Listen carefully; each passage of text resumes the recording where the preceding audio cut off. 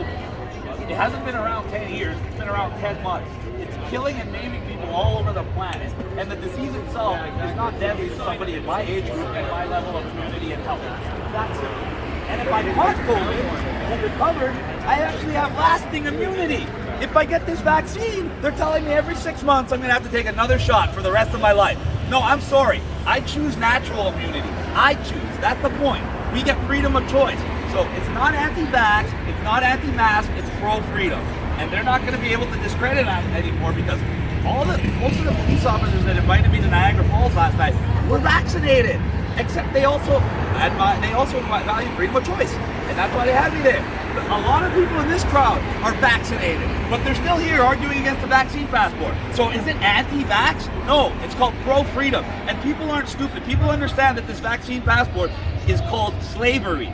When you have God-given rights and now they become government-granted privileges predicated on an inoculation you have to take over and over whenever the government says, not to mention there's nothing stopping them from saying take another inoculation, take this medication, give us this type of blood work, give us this type of medical exam. What's stopping them from doing all of that if you submit? Now they even say they want you to contact trace anybody that comes to your home. So if you have a friend or family over for dinner, you're supposed to write it down and send it over to the government so they can keep tabs on your life and everybody you see, everything you do. This is where we're headed. They're trying to get you to give up your rights, give up your freedoms, and live in a totalitarian nightmare. We already have a digital identity. Now they're trying a digital vaccine passport. The next step is a digital currency, and the final step is a social credit score, all tied in together. So if you don't get your vaccination on time, you don't get access to your money. And once they have your money digital, they're going to make your bank account in a way, so instead of earning interest in the bank, it actually loses interest in the bank. So you're going to have no choice but to spend your money. They want to make sure you can't save, they want to make sure you can't accumulate wealth, and they want to make sure they have complete control over you financially, physically, mentally, and spiritually, cradle to grave. And that's what this is all about. It's not to do with anti-vax, it's about to do with all freedom. Look at Australia. They have an app where they have to download to show the government. They got to take a selfie and show the government that they're good little slaves and staying home like they were told. Well, guess what? Australia erupted in protest yesterday, and the crooked cops that were on the side of the government, and yes, if you're a police officer and you're not on the side of rights, freedom, you're on the wrong side of history. And just like in Nazi Germany during the Nuremberg trials, you will be judged along with the tyrants. And we're already seeing it in Australia. They got so oppressed that they fought back yesterday. And thousands of people took to the streets and the police tried to confront them physically. And what happens when the elites, lapdogs, confront millions and millions of people? They get their asses handed to them. And now they're running media stories of how we're supposed to feel sorry for all these cops that got beat up, all these cops that are in the hospital. What about the millions and millions of people that are being subjugated daily, that lost their jobs, kids lost their futures, who are now millions and millions of people being threatened with termination of their job or their school if they don't submit to vaccination? And we all know what the next step is: locking us down in our homes, putting checkpoints between provinces, and trying to gain even more control over us. And guess what? It's not going to happen. The police aren't down with it, the firefighters aren't down with it, the nurses aren't down with it, and as you can see, the normal, private, everyday citizens are not down with it. If they wanted this plan to succeed, they should have done it before I was born. Because guess what? Until they kill me, they ain't gonna stop us. And if they kill me, it'll spark a revolution. Remember what JFK said, and I want all our government officials and everybody else listening to this. Those who make peaceful revolution impossible make violent revolution inevitable. And I don't preach violence whatsoever. My thing is united non-compliance, out of love for your friends, your family, and the future of your children. But when you have 30 million people and the government policies have taken their jobs, taken their homes, taken their children's future, out of those 30 million, you're going to find disgruntled people. And they're going to do things like throw gravel at Justin Trudeau. And eventually they're going to do things like throw rocks at Justin Trudeau. And if he keeps it going, we all know what happened to every other tyrant virtually in history. Eventually, the people hold them accountable. So they need to actually heed the will of the people. That's what their job is. The government's job is to run the country in a way that allows them to make their decisions and allows them to become prosperous and successful. The way our government is running the country is in a way to perpetuate servitude and perpetuate a cycle where you can never get ahead in life. And they want that. They want to take every one of us here, all the individuals. Each one of us has a little bit of power. And when we come together, that power is unstoppable. And they want to nullify that. And by putting you on a digital currency, digital identity, digital vaccine passport, they literally turn you from an individual with power to a little blip on a screen where they can flip a switch and you're no longer there. That's the kind of power they want over you, where you're less than an insect to them. And that's what we're allowing them to do. When this vaccine passport becomes law, they're not doing it to you. They want you to do it to yourselves. They want businesses to ostracize customers. They want customers and friends and family to argue with each other. It's very simple. Just say no. They want to fine you. We do the same thing we did with the hotel quarantine. We get tens of thousands of Canadians intentionally going out and getting fined. My pleasure. Everybody asks me how they can take action. What can I do? I'm only one person. It is your civic duty as a Canadian citizen and a citizen of this world that if that vaccine passport becomes legislation and they want to start fining people, you go out and you get fined. Every day you go out and try to get a fine. And within 2-3 days, if thousands and thousands and thousands of people take these fines, the court system will be backed up for years and the vaccine passport system will be nullified. Just like the hotel quarantine. But if you guys lay down, if you guys listen to the TV, if you guys let them divide society and turn us against each other, they will win. That is the only way they can win. The only way they can win is if they get us fighting amongst ourselves and get us attacking each other.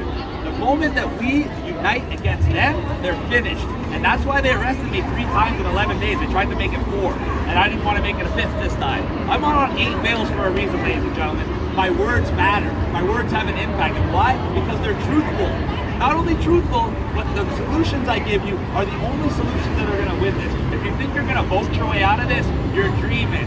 Maxime Bernier already told you he's not going to win. So there goes the little fantasy world of the PPC. The Trudeau Liberals and the O'Toole Conservatives are the exact same. You get vaccine passports, lockdowns, gun bans, and a new Canada that never existed anywhere in the world. A Canada that's more like communist China than Canada. And the only way to stop that is by doing what these guys do. Stand up here. Look at that. Why should we have? Think about this. Think about this. Look at that. You just saw riders coming through.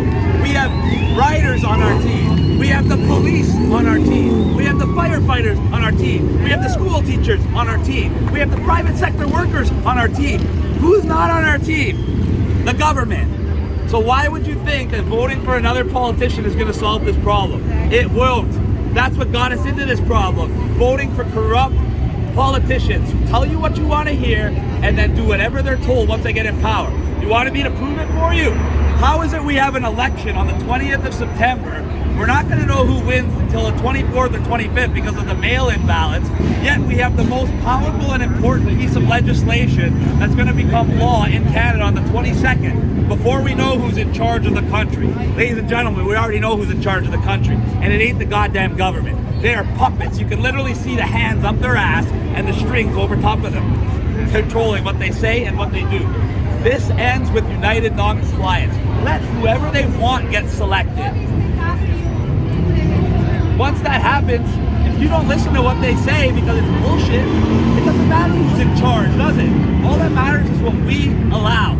And from now on, we're not going to allow vaccine passports. We're not going to allow any more restrictions on our society. But because if it continues, it's not going to stop. It's only going to get worse. I don't want to make another 2-year ahead prediction and be right about everything. I want to make another 2-year prediction and be right about us getting our freedom back. Not be right about us sliding people in the theater. I'm going to go check out what's going on with everything.